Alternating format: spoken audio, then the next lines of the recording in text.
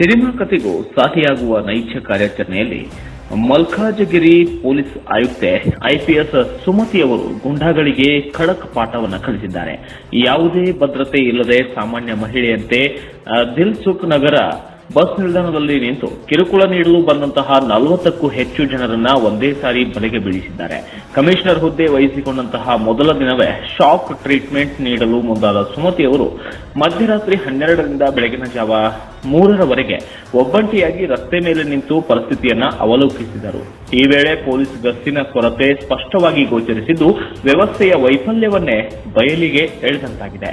ಇನ್ನು ಮದ್ಯ ಹಾಗೂ ಗಾಂಜಾ ಅಮಲಿನಲ್ಲಿದ್ದಂತಹ ಹಲವರು ವಿದ್ಯಾರ್ಥಿಗಳು ಮತ್ತು ಉದ್ಯೋಗಾಕಾಂಕ್ಷಿಗಳು ಸೇರಿ ಸುಮತಿಯವರನ್ನ ಸುತ್ತುವರೆದು ಅಸಭ್ಯವಾಗಿ ವರ್ತಿಸಿ ಕಿರುಕುಳ ನೀಡಲು ಯತ್ನಿಸಿದರು. ಬೈಕ್ಗಳನ್ನ ಅಡ್ಡ ನಿಲ್ಲಿಸಿ ಅಸಭ್ಯ ಪ್ರಶ್ನೆಗಳು ಕೇಳಿದರು. ಅವರು ಧೈರ್ಯದಿಂದ ಎಲ್ಲವನ್ನ ಗಮನಿಸುತ್ತಲೇ ಇದ್ದರು.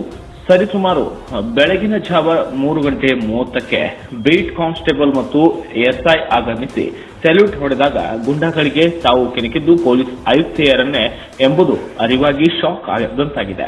ಇನ್ನು ತಕ್ಷಣವೇ 40ಕ್ಕೂ ಹೆಚ್ಚು ಜನರನ್ನ ವಶಕ್ಕೆ ಪಡೆದು ರಸ್ತೆಯಲ್ಲಿ ಹುಡುಗಿಯನ್ನ ನೋಡಿದಾಗ ಕಿರುಕುಳ ಕೊಡಬೇಡಿ, ಸಹಾಯ ಮಾಡಲು ಕಲಿಯಿರಿ ಎಂದು ಖಡಕ್ ಎಚ್ಚರಿಕೆಯನ್ನು ನೀಡಿದ್ದಾರೆ. ಓದು, ವೃತ್ತಿ ಕಡೆ ಗಮನ ಕೊಡಿ, ಗಾಂಜಾ ಮದ್ಯದ ವ್ಯಸನ ಬಿಟ್ಟಿಲ್ಲ ಅಂದ್ರೆ ಕಠಿಣ ಕ್ರಮ ಖಚಿತ ಎಂದು ಕಟ್ಟುನಿಟ್ಟಾಗಿ ಎಚ್ಚರಿಕೆಯನ್ನು ನೀಡಿದ್ದಾರೆ. ಸುಮತಿಯವರಿಗೆ ಇಂತಹ ಸಾಹಸಗಳು ಹೊಸದಲ್ಲ. 2001ರಲ್ಲಿ ಡಿಸಿಪಿಯಾಗಿದ್ದಾಗ ಕಾಜಿಪೇಟೆ ರೈಲು ನಿಲ್ದಾಣದಲ್ಲೂ ಕೂಡ ಇದೇ ರೀತಿಯ ಕಾರ್ಯಾಚರಣೆ ನಡೆಸಿ ಹೆಸರುಗಳಿಸಿದ್ದರು. ಇದೀಗ ಮತ್ತೊಮ್ಮೆ ಅದೇ ಶೈಲಿಯಲ್ಲಿ ಅಖಾಡಕ್ಕೆ ಇಳಿದು ಹೈದರಾಬಾದ್ ನಗರದಲ್ಲಿ ಮಹಿಳಾ ಸುರಕ್ಷತೆ ಬಗ್ಗೆ ಗಂಭೀರ ಸಂದೇಶವೊಂದನ್ನು ರವಾನೆ ಮಾಡಿದ್ದಾರೆ. ಬ್ಯೂರೋ ರಿಪೋರ್ಟ್, ಕನ್ನಡ ಜನಸ್ಟಡಿ ನ್ಯೂಸ್, ಹೈದರಾಬಾದ್.